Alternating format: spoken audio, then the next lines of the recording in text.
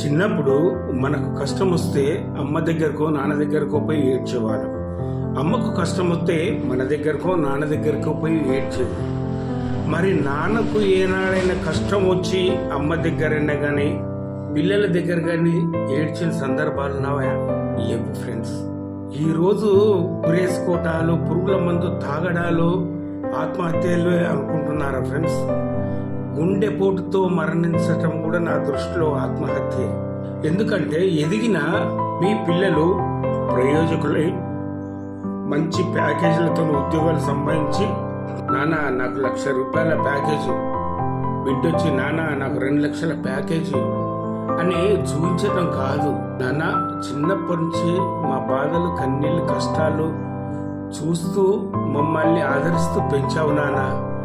ఈ కాడి నుంచి నీకు ఏ సమస్య వచ్చినా, ఏ కష్టం వచ్చినా మేమున్నాం నాన్న, చెప్పండి, మీరు మా వంతు ప్రయత్నం చేస్తాము అనే కొడుకులు ఉన్నంత వరకు ఏ తండ్రికి గుండెపోటు రాదు.